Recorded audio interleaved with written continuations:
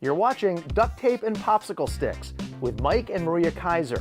Because sometimes you feel like your business is being held together by duct tape and popsicle sticks. On this show, you're not going to hear the latest business fad. You're going to get useful information that you can apply to your own business right now.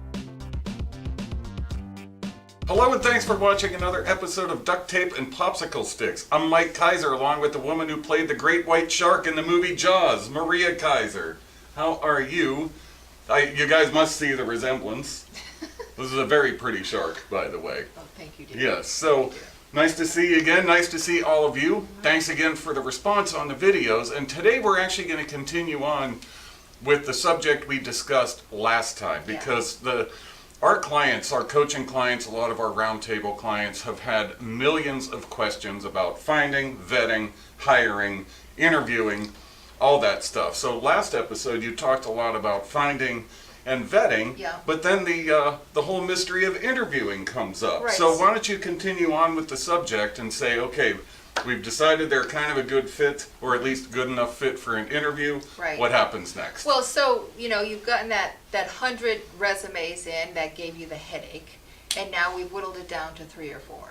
So, one of the biggest concerns is, of course they're going to show up really good at the interview, and that's why only 50% of the time I get this right.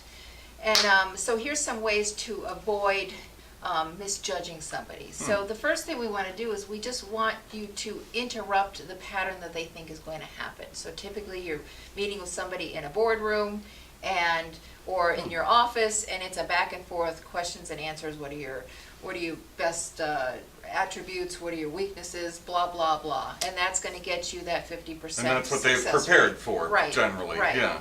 So instead of meeting in the boardroom, take them out to lunch. Maybe take them for a walk and have them moving. Take them through your office building. Have them meet people in the office and just see how they interact, or how they interact with a wait staff, how they order food, how they're eating. Just things that maybe you could see who this person really is, because they're going to show up shiny when they answer the questions. To put them in a spot that they weren't necessarily preparing to be in, and they have to think on their feet. Right. And you're saying you'll have a better chance of seeing who they actually are, put in a situation they weren't expecting. Exactly. We've had a client who reported great success by, as soon as the person shows up, they go out and they take a look at their car. Is their car a total pigsty?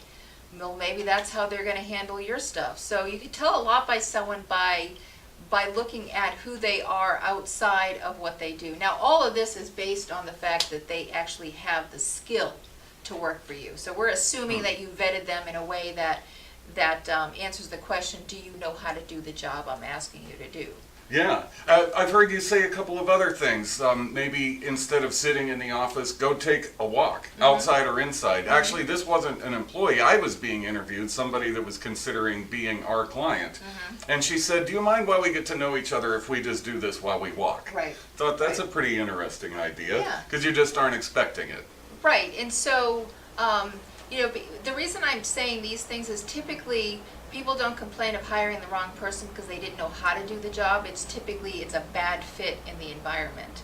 So another thing you might want to have them do is try them out for a day. Have them come in and job shadow. That's a great way to see how they get motivated. How are they learning? How are they picking up the things that you need them to do? Another important thing that you like to touch on is that everybody gets afraid of asking for references. Because you all hear, well, somebody calls me, I say, yep, they worked here from July to whatever year, and that's it. Right. But one thing you can, and there's no law, there's no nothing, one thing you most definitely would want to do is say, give me a specific reference to a person that will talk to me explicitly about your prior work performance. Right. And you can perfectly well do that. Right. Could be a former colleague, could be a former vendor or an associate. It doesn't have to be a supervisor. A supervisor would be best, but somebody that can report on that sort of thing. And another thing that worked really well is look through their resume. Does somebody work at one of the places they've worked at? Call that friend of yours and say, hey, do you know so-and-so? How were they at the job? Yeah. And so this will tell you a lot about who you're hiring, so you can have a better chance of having a good fit. There you go. So, but I love the way you started with break their pattern and get to know the real person instead of the prepared, shiny person. Right. Exactly. There's a million more things we could say about this, but we do promise to make your business better 3 minutes at a time. Sometimes we go a little bit long, but you get the point. We don't want to keep you all day. But in the meantime, go visit our website, mentalcompass.com. Take a look at all the things that we do, all the additional business solutions that we offer. Some of them are complimentary, some of them are not. But take a look at the website. Otherwise, thanks a million for the great response. Thanks for watching Duct Tape and Popsicle Sticks, and we will catch you next time. Ciao for now. You're watching Duct Tape and Popsicle Sticks with Mike and Maria Keiser.